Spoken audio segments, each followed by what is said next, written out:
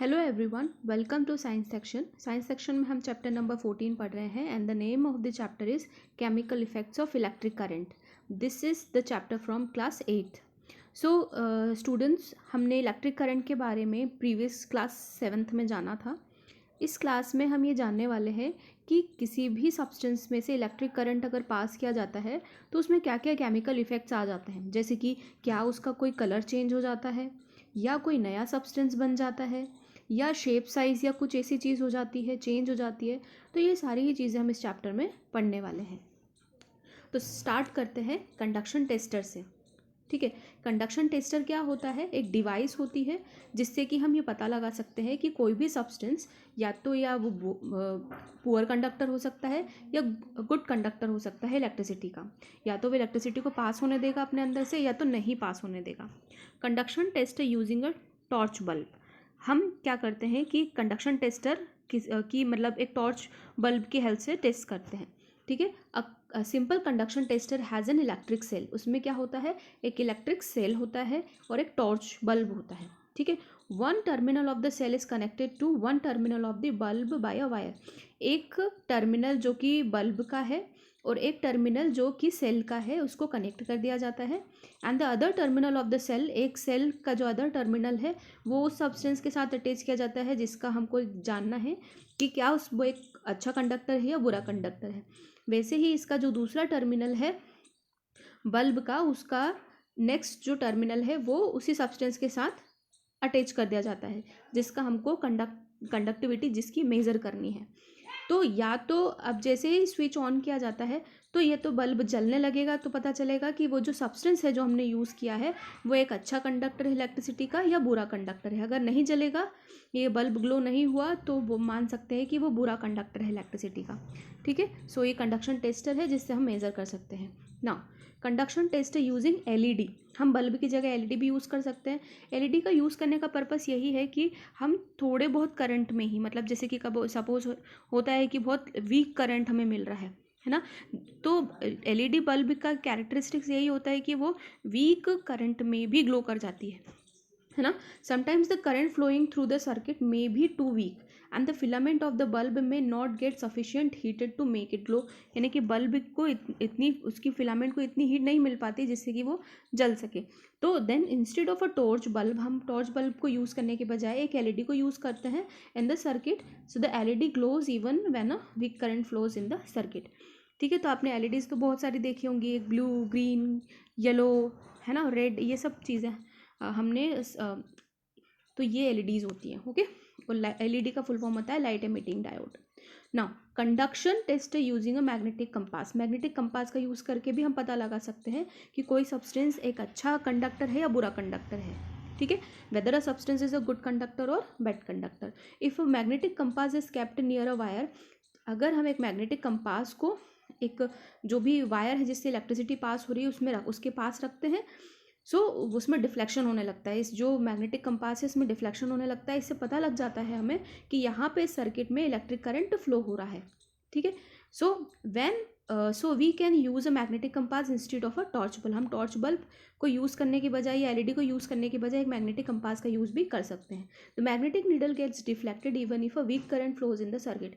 LED की तरह ही जैसे कि इसमें सर्किट में अगर वीक करंट भी फ्लो हो रहा है, कमज़ोर करंट फ्लो हो रहा है, तब भी ये जो मैग्नेटिक कंपास है इसकी जो निडल है वो डिफ्लेक्शन शो करेगी।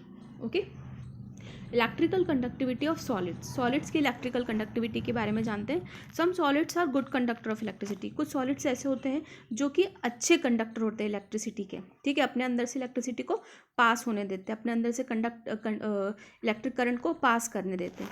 जैसे कि कॉपर हो गया, स्टील हो गया, आयरन हो गया, एल्यूमिनियम हो गया, और बहुत सारी मेटल्स ऐसी होती हैं जो अपने अंदर से इलेक्ट्रिसिटी को पास होने देती हैं। Some solids are poor conductor of electricity. यानी कि कुछ सॉलिड ऐसे होते हैं जो अपने अंदर से इलेक्ट्रिसिटी को या इलेक्ट्रिक करंट को पास नहीं होने देते, जैसे कि वुड, प्लास्टिक, रबर, ग्लास। तो इनमें से इलेक्ट्रिसिटी पास ही नहीं होती है। ठीक है, बैकेलाइट। तो इन्हीं का यूज़ करके हम क्या करते हैं, जब भी कोई इलेक्ट्रिकल सब्सटेंस का यूज़ करते हैं तो हम इन सारी जो पूरे कंडक्टर है उनका यूज़ करते हैं, क्योंकि इसमें से इलेक्ट्रिसिटी पास नहीं हो सकती और हम अपने आप को इलेक्ट्रिसिटी से या इलेक्ट्रिक करंट से प्रोटेक्टेड रख पाते हैं। ठीक है, अब जैसे कि आपको ये सर्किट दिख रहा है, क्या ये बल्ब ग्लो करेगा? नहीं करेगा। क्यों? क्योंकि यहाँ पे क्या है, वुड लिया है हमने, और वुड क्या होता है, पुअर कंडक्टर होता है इलेक्ट्रिसिटी का। ठीक है ना। इलेक्ट्रिकल कंडक्टिविटी ऑफ लिक्विड, अभी हमने सॉलिड्स की बात की थी, अब हम लिक्विड की बात करते हैं कि क्या लिक्विड भी इलेक्ट्रिकल कंडक्टिविटी शो करते हैं। तो some liquids are good conductor of electricity, तो कुछ लिक्विड्स ऐसे होते हैं जो अच्छे कंडक्टर होते हैं इलेक्ट्रिसिटी के, जैसे कि टैप वाटर है ना, आपके नलों में जो पानी आता है वो, salt solution, hydrochloric acid, sodium hydroxide, ये सारे ही एग्जाम्पल हैं जिनसे इलेक्ट्रिसिटी पास होती है। Solutions of acids, bases, salts are conductor of electricity.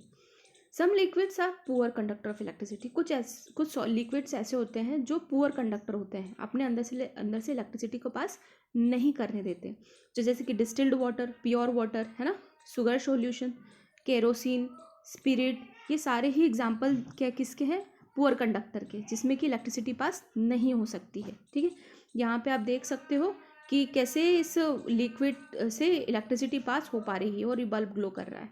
ठीक है, now the next topic is chemical effects of electric current. Chemical effects of electric current. So when electric current pass through a conducting solution, जब भी electric current किसी भी conducting solution से pass होता है, it causes chemical reaction, तो वहाँ पर क्या होने लगती है, केमिकल रिएक्शन होने लगती है। ठीक है, so this is called electric current of chemical effect of electric current, यानी कि किसी भी लिक्विड सॉल्यूशन में से अगर मतलब इलेक्ट्रिक करंट पास हो रहा है तो यहाँ पे केमिकल चेंजेस होने लगते हैं। ठीक है, तो होता क्या, ये बताया जाता है कि ये क्या है, एक्चुअल में केमिकल इफेक्ट है इलेक्ट्रिक करंट का। ठीक है, सो chemical effect of electric current में कॉज क्या क्या होता है, the formation of gases, bubbles at the electrodes, तो जब भी केमिकल रिएक्शन होगी यहाँ पे तो इलेक्ट्रोड्स के पास क्या होने लगता है, एक तो दो इलेक्ट्रोड होते हैं, एक नेगेटिव इलेक्ट्रोड होता है और एक पॉजिटिव इलेक्ट्रोड होता है, तो दोनों के पास ही क्या होने लगते हैं, बबल्स फॉर्म होने लगते हैं गैसेस के।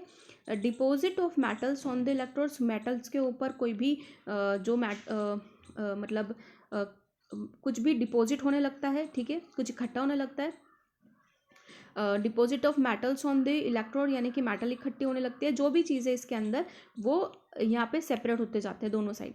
Change in colour of the solution, जो सॉल्यूशन है इसका कलर भी क्या हो जाता है, चेंज हो जाता है। ठीक है, तो this is all about the chemical effect of electric current. ठीक है, now electrolysis of water. When electric current is passed through water, जब भी इलेक्ट्रिक करंट वाटर से पास होता है, it splits up into hydrogen and oxygen. तो आपको पता ही है कि जो वाटर का फॉर्मूला होता है वो H2O होता है, जिसमें हाइड्रोजन और ऑक्सीजन दोनों रहता है। अब होता क्या है कि जब भी इस वाटर से इलेक्ट्रिक करंट पास किया जाता है तो ये जो आपका ये जो मॉलिक्यूल है H2O, वो दो पार्ट्स में डिवाइड हो जाता है, हाइड्रोजन और ऑक्सीजन। ठीक है, so this is called electrolysis of water. इसको क्या कहा जाता है, इलेक्ट्रोलिसिस ऑफ वाटर, यानी कि separation of hydrogen and oxygen. Okay, so when electric current is pass through water, जब भी इलेक्ट्रिक करंट वाटर से पास होता है so oxygen gas bubbles are produced at the electrode connected to the positive terminal, यानी कि जब भी इसमें इलेक्ट्रिक करंट पास किया जाता है तो जो कि नेगेटिव टर्मिनल होता है, ठीक है, कौन से टर्मिनल पे, पॉजिटिव टर्मिनल जो होता है इसका पॉजिटिव टर्मिनल, उस पर ऑक्सीजन जाके इकट्ठा हो जाती है and the hydrogen gas bubbles are produced at the electrode connected to the negative terminal of the battery. So यहाँ पे क्या हो जाता है, ये नेगेटिव टर्मिनल, क्योंकि आपको पता है कि ये जो टर्मिनल है बैटरी का, वहाँ पे पॉजिटिव और नेगेटिव दोनों रहते हैं, है ना, तो पॉजिटिव के पास तो चला जाता है ऑक्सीजन और नेगेटिव के पास चला जाता है हाइड्रोजन। ठीक है, so this is called electrolysis of water.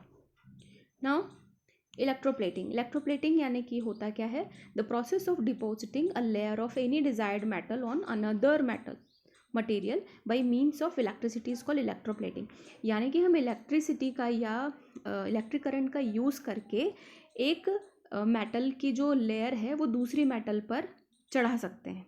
ठीक है, इसी को क्या कहते हैं, इलेक्ट्रोप्लेटिंग, यानी कि the process of depositing a layer of any desired metal on another material by means of electricity, it's called electroplating. For electroplating of copper on an object, आपको क्या करना है कि सपोज हमको कॉपर की परत चढ़ानी किसी ऑब्जेक्ट पे, है ना, सपोज यहाँ पे हमने एक स्पून ले ली और यहाँ पे हमने कॉपर की कोई भी स्ट्रिप ले ली, ठीक है। Dipped in acidified copper sulphate solution, इसको हमने कॉपर सल्फेट सॉल्यूशन में डाल दिया दोनों को ही, और यहाँ से बैटरी के एक टर्मिनल से इसको अटैच कर दिया, ठीक है। So a copper strip is dipped in the solution and connected to the positive terminal of the battery. ये जो कॉपर की स्ट्रिप है इसको पॉजिटिव टर्मिनल के साथ, जो कि बैटरी का है, उसके साथ अटैच किया जाता है, और जो भी मटेरियल जिसके ऊपर आप ये परत चढ़ाना चाह रहे हो कॉपर की, उसको नेगेटिव टर्मिनल के साथ अटैच किया जाता है, ठीक है। When electric current is pass through the solution, जब भी इलेक्ट्रिक करंट पास होता है यहाँ से यहाँ जाता है, ठीक है। So the copper from the copper strip, जो कॉपर है कॉपर स्ट्रिप की, ठीक है, वो किसके ऊपर डिपॉजिट हो जाती है, इस मटेरियल के ऊपर, ठीक है। तो ये जो सपोज ये सिल्वर कलर का था, तो अब बाद में कैसे दिखेगा आपको, कॉपर कलर का, ठीक है। तो इस तरीके से हम क्या कर सकते हैं, हम सिल्वर की भी इलेक्ट्रोप्लेटिंग कर सकते हैं, गोल्ड की भी कर सकते हैं, और कोई भी मेटल की जो परत है किसी अदर मेटल के ऊपर चढ़ा सकते हैं। इसी को क्या कहा जाता है, इलेक्ट्रोप्लेटिंग, ठीक है। यूसेस ऑफ इलेक्ट्रोप्लेटिंग, क्या क्या यूसेस हैं। Electroplating is used in industry for coating metal objects with a thin layer of a desired metal, यानी कि हमको कोई मटेरियल चाहिए इस कलर का और वो है किसी और कलर का, तो हम इसके क्या कर सकते हैं, इलेक्ट्रोप्लेटिंग का यूज़ करके डिजायर्ड कलर का मेटल ले सकते हैं, मतलब उसकी लेयर उसके ऊपर चढ़ा सकते हैं। Chromium has a shiny appearance, chromium जो है एक मेटल है जो जिसकी अपीयरेंस कैसी है, शाइनी है ना, लस्ट्रस प्रॉपर्टी है। इट डज नॉट करोड, वो ख़राब नहीं होती। The chromium plating is done on object like bicycle parts, यानी कि उसकी प्लेटिंग किस पे की जाती है, जैसे कि बाइसिकल पार्ट्स पे की जाती है, कार पार्ट्स पे की जाती है, टेप्स पे की जाती है, गैस बर्नर्स पे की जाती है, व्हील्स रिम्स पे की जाती है ना। ज्वेलरी मेकर्स इलेक्ट्रोप्लेट गोल्ड, यानी कि जो ज्वेलरी मेकर्स होते हैं वो गोल्ड और सिल्वर की प्लेटिंग करते हैं ना, on less expensive metals to give an appearance of gold और सिल्वर, यानी कि सपोज वो जो ज्वेलरी बनी हुई है किसी और मटेरियल की है ना, जैसे कि कॉपर की बनी हुई है और उसके ऊपर प्लेटिंग करती है हमने गोल्ड और सिल्वर की, ठीक है, तो वो उसका एक एक्सपेंसिव लुक दे देता है उसको, ठीक है। तो ये जो ज्वेलरी शॉप पे ज्वेलर्स यूज़ करते हैं वो इलेक्ट्रोप्लेटिंग यूज़ करते हैं। Tin cans use for storing food, tin cans का यूज़ करके हम फूड को स्टोर कर सकते हैं। And are electroplated with in tin over iron, iron के ऊपर टिन की कवरिंग की जाती है जिसकी वजह से वो आयरन जो है उसकी रस्टिंग नहीं हो पाती है ना, because tin is less reactive than iron, यानी कि टिन जो है वो आयरन से कम रिएक्टिव है, आसानी से रिएक्शन नहीं करता। And protects iron from corrosion, मतलब आयरन को ख़राब होने से भी बचाता है। Iron objects are coated with zinc to protect it from corrosion, यानी कि आयरन के ऊपर अधिकतर जिंक की कोटिंग की जाती है जिसकी वजह से वो एटमॉस्फेयर के मॉइस्चर के कांटेक्ट में ना आए और उसका कोरोजन ना हो पाए, ठीक है। तो ये जितने भी मेटल्स हम अपने घर में यूज़ करते हैं इनके ऊपर इलेक्ट्रोप्लेटिंग की जाती है, ठीक है। Now this is the end of the chapter, thank you all of you.